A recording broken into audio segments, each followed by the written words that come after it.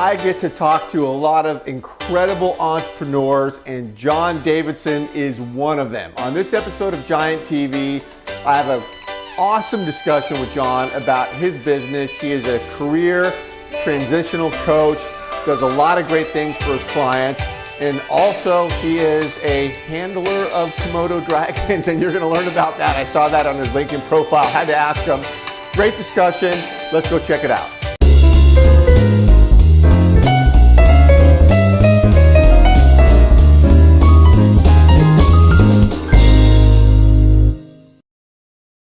Hi, everybody. This is Paul Hitchcock, founder and president of Giant Jacks Media. This is Giant TV, and where I get to interview really incredible people. This is us here. This is our headquarters, Giant Jacks Media. We're in Southern California, Orange County, helping people across the country, and really fired up to have John Davidsson here. John, welcome. Thank you very much, Paul. I appreciate it. Yeah, we got Hello to the internet. Hello to the internet. Hello to the internet. Yeah, we got connected, and this is about you and your business. I got you up here on LinkedIn. You and I chatted a bit, but you're doing some interesting things. I got to start with this, John. You have it up on your profile, so it's fair to ask about it. You say that you are semi-professional wrangler of lizards. What is Dragon going on Wrangler. there? Dragon Wrangler. Yes, it's a great story because I love animals. And actually, so I have a law degree. So back in the day, it was kind of wild.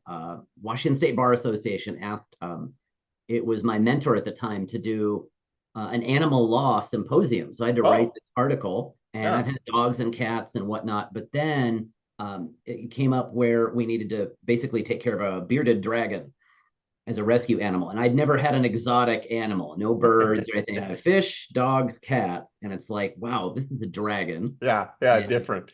So really different. Oh my gosh, you just have, and it was kind of funny. I was like, well, Dragon Wrangler, just kind of some of the things I help folks deal with, whether it's their career or negotiating offer letters. Surprisingly enough, the domain was alive and I could get the .com, and I'm like, I'm buying that. It was probably like $6. Yeah. And I'm like, okay, that's mine now. I am Dragon Wrangler. I even made stickers. I kid you not. If you go to my website, just to kind of prove to my clients, like I can do e-commerce, right? And they do not sell like hotcakes, but I do have stickers and shirts. Oh, that's comedy. For Olympic resume, but it makes a really neat sticker and a t-shirt, I think. But true. So it's kind of like slaying dragons or dealing with legal problems or big challenges in life. But it also has roots in, yes, she passed away last year. So there's that. So I'm a little rough, but yes, it's right on there. And it's funny how many folks are just like, they want help with their career shifts or their pivots or whatnot, but they'll point that out. Yeah, they'll point that out. Yeah, so I saw that. It's right up there on LinkedIn. So it's great. Well, it's a great transition into what you do. And so you're a career coach, career counselor, but describe for us exactly who you're helping and what you're focused on.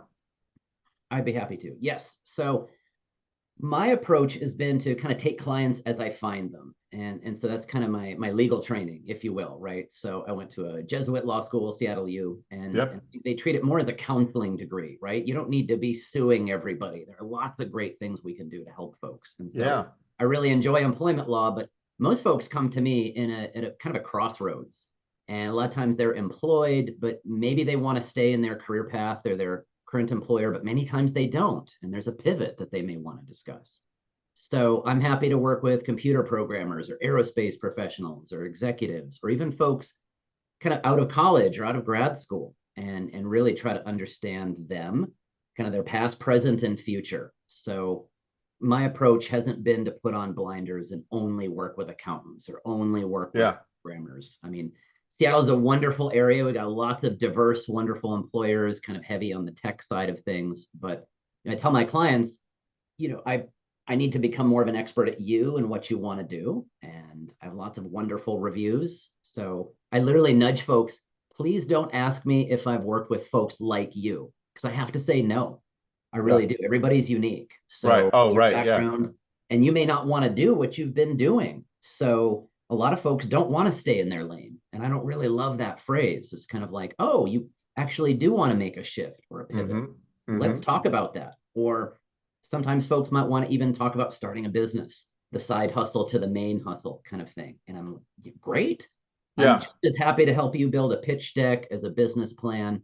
Most folks are looking for a new role. So, I mean, we're talking resumes, cover letters, and the tactical elements, LinkedIn, of course. So Yeah. So John, but so there's recruiters that are placing people in jobs. People, the recruiters have the relationships. That's not you. You're working on somebody says, really helping them, it sounds like, to identify what their next move could be. Maybe they're not sure. And then as you get to that decision, making sure they're tight in all the pieces that need to be tight in order to get that position. Is that a fair way to describe it?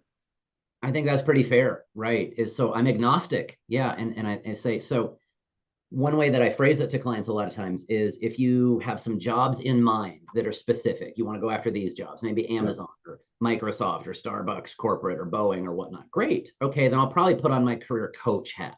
Now it's block and tackle time. That's a Okay. job description. We need to talk resume, cover letter, LinkedIn. How do you get your foot in that door, right? Or Hmm. maybe I've got some connections to help you. But if it's more like, I'm not really sure, maybe I want to work at Microsoft, but in what capacity? Well, then I might have to put on more of a career counselor hat on. Okay. And that's more of an exploration. Or, Yeah. John, I'm done with private sector. I want to do public sector. Like, oh, great. That's a bit more of a shift or a kind of a bigger pivot.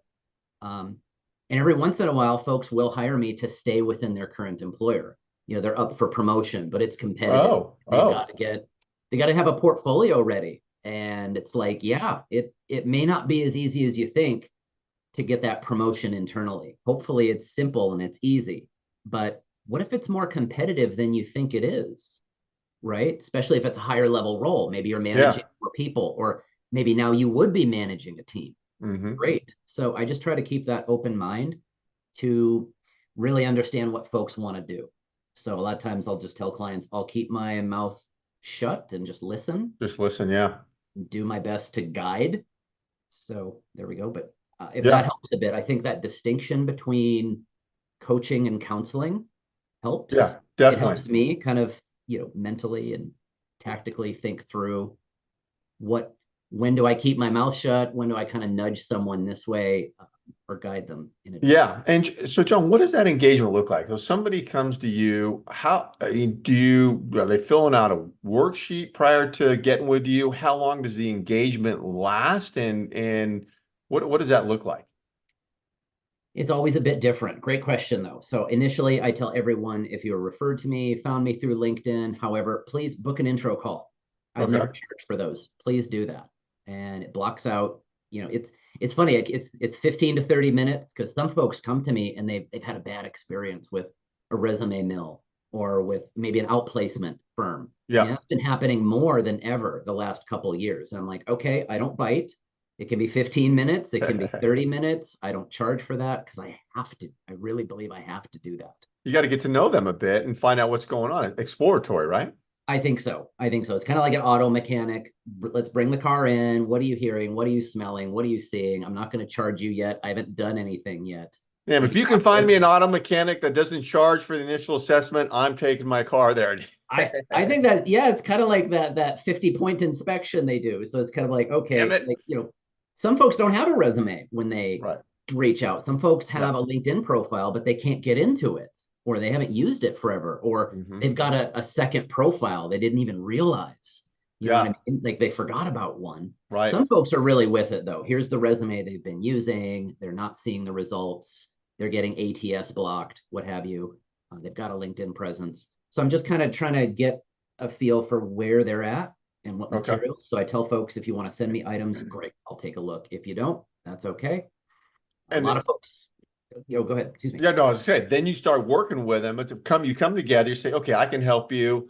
Then what is it? Is it all over the map too? Or is there a 90-day thing? Is it a year-long thing? Or does it just depend?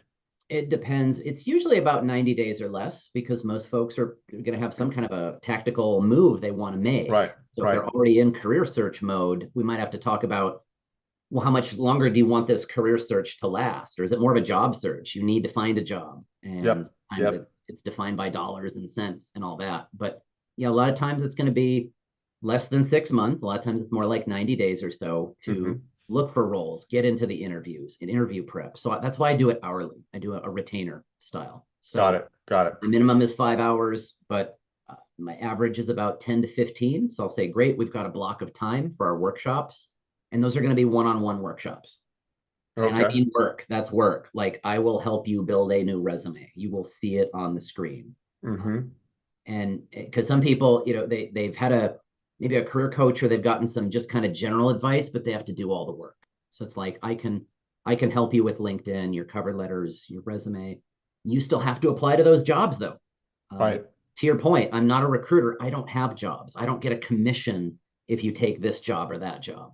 So if you want to take a pay cut, maybe, and see your kids more or have more of your work-life balance back, as long as you're happy and it gets back to your goals and blueprint, I'm happy. Yep. What would you say are a couple things that you say, hey, you just got to make sure you have these, they're looking great. Like, is there something that stands out for everybody when they're trying to move up? So in terms of kind of their materials Yeah, or materials. Is it the LinkedIn profile is really important more than the resume, or your resume's got to be looking great? Is it, yeah, what is it that you say? so make sure we don't have any weak links. It's a great question. I was just at an event last week, Risk Management Association. Somebody came up to me, resume or LinkedIn, which one really makes the difference? Both likely. I mean, if you want to apply to really any employer in the world, they're probably going to ask for a resume at a minimum. They are. They may Okay. not ask for a cover letter, but a lot of times what you're seeing in applications, public sector, private sector, is paste in your LinkedIn profile as you apply. And so it's kind of funny how many folks, their resume doesn't actually have a LinkedIn link on it, even in 2024. And I'm like, whoa, whoa, whoa. We Yeah. clicked over, I believe it was December 2023. One of my contacts at LinkedIn, 1 billion registered users on LinkedIn. Wow. 1 billion. So there Wow. might be more people looking at LinkedIn, but that's billion with a B. So probably we want to make sure that they're consistent and they're both Yeah. razor sharp. So Yeah, one, because I'm amazed. Like I recently was talking to this professional, this woman. I looked at her LinkedIn profile, crappy. I mean, there's no banner on there, didn't take the time. And I'm like, you're really polished. You're good at what you do. I can't believe her LinkedIn profile looked horrible. I mean, they just didn't get it. No one had ever advised her. You got to put your A game on over there. I couldn't agree more, right? In Yeah. almost any professional, any industry. And so I kind of nudge clients, think like, can you imagine any employer offering you a job without checking out LinkedIn? No, I no. can't. I mean, it could be a nonprofit, a government agency, a Fortune 500. That'd be ludicrous. That'd be like hiring somebody maybe without doing an actual background check. Yeah, yeah, yeah. So, yeah, I mean, you could be a teacher, an astronaut, a programmer. LinkedIn is so often the entree because, some folks I work with, they don't want to do Facebook or Instagram, Twitter, what have you, but I'm like, maybe LinkedIn is almost mandatory. It's like Yeah, it doesn't bite. Maybe let's at least try it and check yeah, it up. And a lot of folks don't even realize like they'll have, intel on their resume that's not consistent with LinkedIn. yeah. And like that will not fly. Be very, very careful with that. Dates are a little bit off, titles are a little, maybe you've seen that too. You're looking at somebody's resume and then you look at LinkedIn. So, but it may save you having to build like a website. Like, do you need to have a website? Oh, Maybe yeah, good not. point. Yeah, But LinkedIn, yeah, you can do live events, you can do videos, you can and you have it up too. You can pronounce your name on LinkedIn. You can do a right. brief audio greeting. Yeah, My last name gets misspelled all the time, right? SSON. yeah, So just even people can hear your voice, they know how to pronounce your name. It's a little bit more interactive. We kind of go beyond that resume, but totally, both totally. really important. Great question. I'll Yeah, keep rolling on some of your questions. Oh my yeah. gosh. No, I love it. I Well, have to when tap you're your watch. well, when you're working with people, what do you get out of it the most, and what motivates you? Is it, helping people, or what exactly do you take away that you love doing? I love doing the work. I think we were talking to earlier. So many folks get referred to me, which is great. And Yeah, you do have to do kind of the marketing and to land the clients. And so I love doing the work. So it's a lot of fun. It's very rewarding because on a certain level, and I've told this story to clients many, many times. They get the job, they're happy, we negotiated it, they won. It's like the Olympic athletes out there. They're great athletes, and the coach is just off to the sideline, right? Yeah, Kind yeah. of arms like this and just kind of, frowning a lot of times. So maybe I'm 5 or 10% of the net effect, but when folks write recommendations, that's worth their weight in gold. I love that. It's a lot of pride and satisfaction because what I do is, it's the real world, right? There's no guarantee you'll get that job, and then we got to negotiate, and it's a lot of kind of fudginess. And of course, clients pay me, which is great. Without my clients, I don't have a job. So Yeah, I tell my clients, you are my boss. I have lots of bosses at any one time. You're my boss. So you can snap your fingers, and I'll try to help you with that. And you're in the greater Seattle area, right? Yes, sir. Right. Working with clients everywhere. Yeah, I mean, I've been referred all over the country, which is great, but most of my clients are somewhere in Seattle or at least the Pacific Northwest. So they might be in Portland, they might be in Spokane.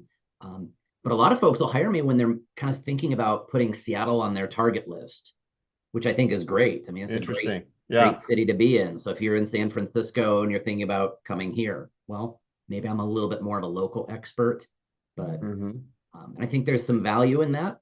But I'm happy to help folks in other time zones. It's just my calendar is locked to Pacific time. So there we go. So we're both West Coast here. Right. Yeah. So I might be biased. I mean, maybe the West Coast is the best coast. Maybe. I love the East Coast too. That's fine. But I'm originally from Spokane. So yeah, you got a little bias. So I might be a little biased.